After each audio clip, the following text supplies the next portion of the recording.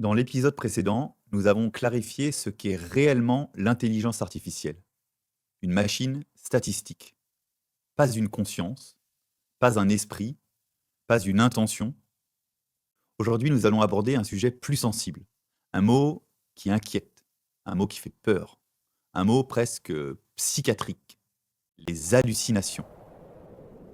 En médecine, ce terme est chargé.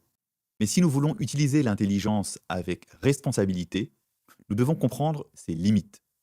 Et les hallucinations en font partie. Une hallucination en intelligence artificielle n'est pas un délire. Ce n'est pas une erreur grossière. C'est beaucoup plus subtil.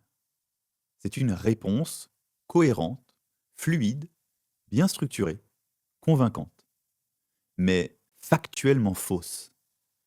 C'est cela qui la rend dangereuse. Le modèle ne ment pas, il ne cherche pas à tromper, il fait ce pourquoi il a été conçu.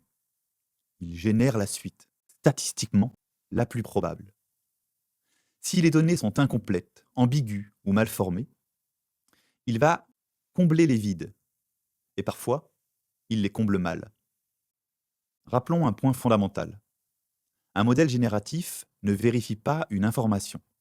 Il ne consulte pas une base de données en direct. Il ne croise pas les sources. Il ne doute pas. Il produit. Il prédit le mot suivant.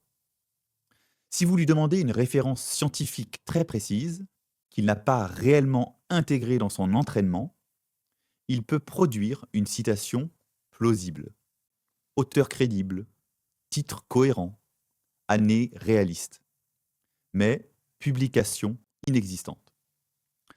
Ce n'est pas une intention frauduleuse, c'est une extrapolation probabiliste. Ce n'est pas un bug ponctuel, c'est une limite structurelle. Et cette limite ne disparaîtra jamais complètement. Dans d'autres domaines, une hallucination peut être gênante, mais c'est pas grave. En médecine, elle peut être grave. Imaginez une posologie mal formulée, une interaction médicamenteuse inventée, une recommandation extrapolée sans base solide. Le danger n'est pas seulement l'erreur, le danger est la crédibilité de la réponse. L'intelligence artificielle écrit bien, même très bien, parfois mieux que nous, mieux qu'un interne fatigué, et c'est précisément cela qui crée le risque. Une réponse mal formulée alerte. Une réponse parfaitement formulée rassure, même lorsqu'elle est incorrecte. Et c'est là le risque. C'est là que la vigilance humaine devient centrale. Heureusement, il existe des leviers. Premier levier, la précision. Plus la question est précise, plus le contexte est riche, moins le modèle improvise. Un prompt vague génère une réponse vague. Un prompt structuré réduit l'incertitude. Deuxième levier, le recours à des bases documentaires identifiées. C'est ce que l'on appelle le RAG, pour Retrieval Augmented Generation. Au lieu de générer seul, le modèle s'appuie sur des documents sélectionnés, recommandations officielles, guidelines validées, sources vérifiables. Cela ne supprime pas totalement le risque, mais cela le réduit considérablement. Et troisième levier, la validation humaine. En santé, aucune synthèse générée par une IA ne doit être considérée comme définitive sans relecture. La sauvegarde humaine n'est pas une formalité, c'est un principe fondateur. Face aux hallucinations, deux erreurs sont possibles. La première, rejeter totalement l'IA. La seconde, lui faire une confiance aveugle. Les deux sont excessives.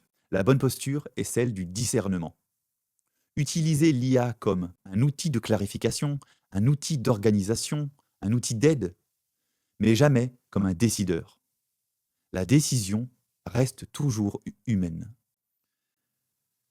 Les hallucinations nous enseignent quelque chose de profond. La machine calcule, mais elle ne doute pas. Elle ne se demande pas «et si je me trompais?» Le doute, la prudence, la conscience du risque sont des qualités humaines. Et plus l'outil est performant, plus ces qualités deviennent précieuses. L'intelligence artificielle augmente notre puissance, mais elle exige en retour une augmentation de notre vigilance.